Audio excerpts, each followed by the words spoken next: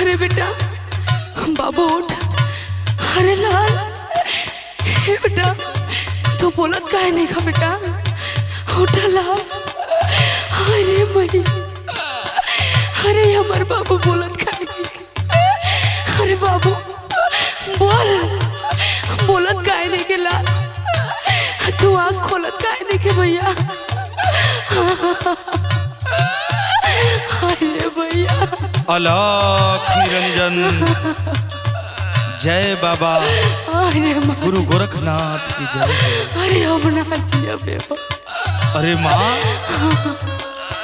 अरे जोगी बाबा क्यों रो रही हो माँ? अरे हमार लाल के पता नहीं कहाँ हो गई। हमार लाल नहीं कम होला, हमार लाल आँख नहीं का खोलते जोगी बाबा। जरा देखने दो माँ। तुम्हारा लाल मर गया है माँ। आए हे मैया, हम के करे सारे जिया बे भगवान। नहीं माँ, अरे अब हम मर जाए बे जोगी बाबा।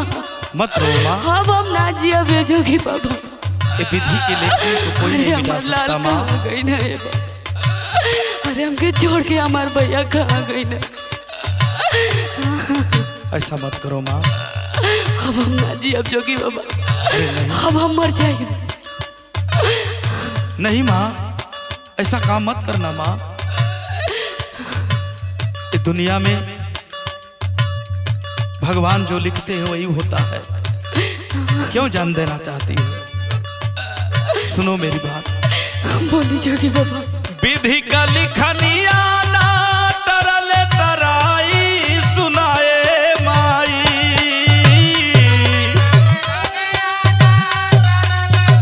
विधि के लेखनी को कोई नहीं टाल सकता माँ।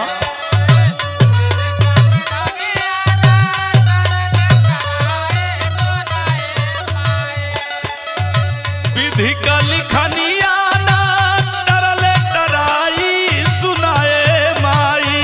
जाई जे कर जहिया जाई सुनाए माई।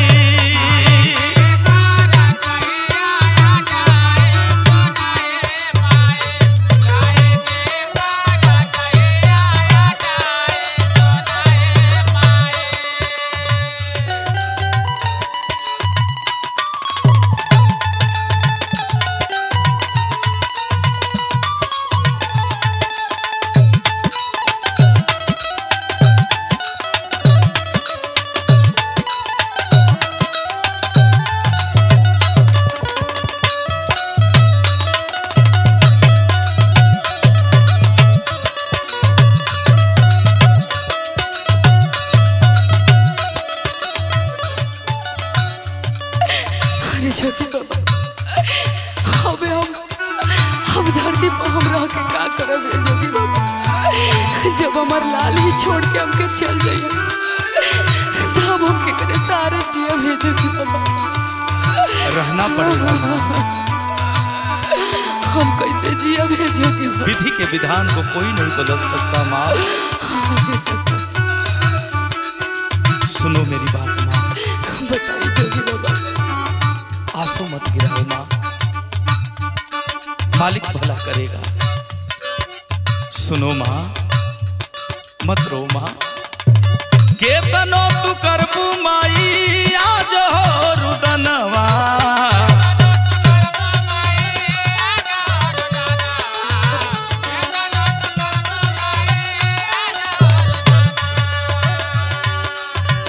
वापस लौट के नहीं आई हो ललनवा।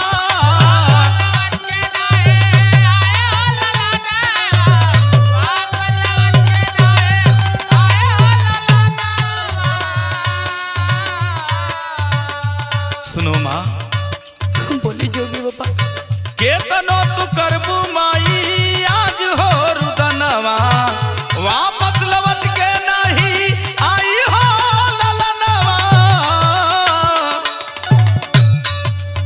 सुना भाई। बोली जोगी बाबा। सत्यवतिया ना सहल सहाई सुनाए माई।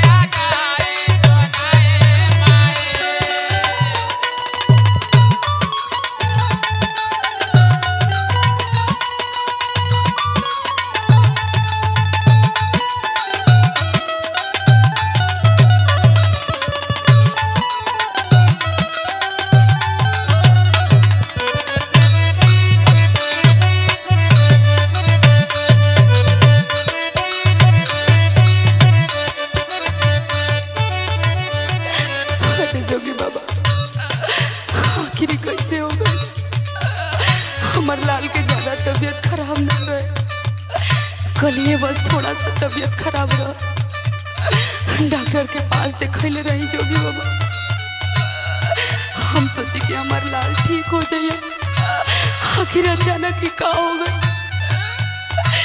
14 बरिस के भगवान, 14 बरिस के बाद भगवान एगो देवो कैलन तो ये का हो गए। मत रो माँ। बारे मालिक दुखियारी के दुख देला मालिक। बारे मालिक तेरी लीला अपरंपार है मालिक।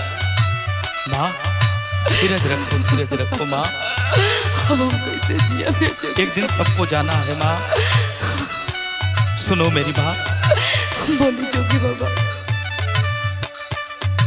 सबके जाए के बाद एक दिन पारा पारी,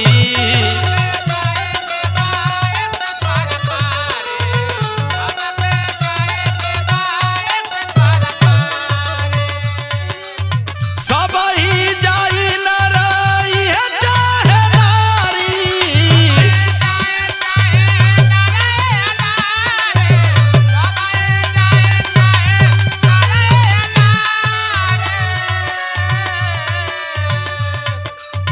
सबके जाए के बाद एक दिन पारा पारी, सब ही जाई नर रहे चाहे नारी।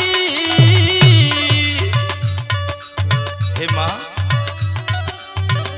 पत्थर कलेजा करना पड़ेगा माँ, पत्थर कलेजा करना पड़ेगा। आखिर कैसे कैसे पत्थर बनाई है जोगी बाबा? सुनो माँ, हम बताई जोगी बाबा। विवेक परमोद तो के है समझाई सुनाए माई।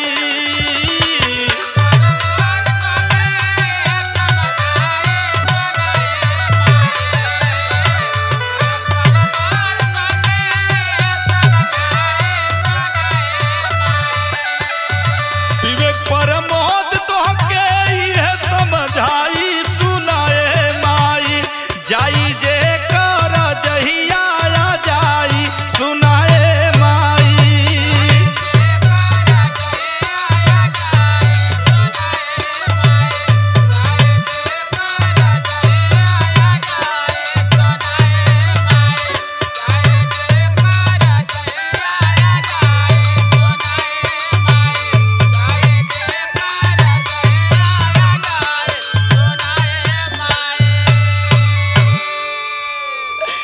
अरे जोगी बाबा, अब हम ना जी पाए।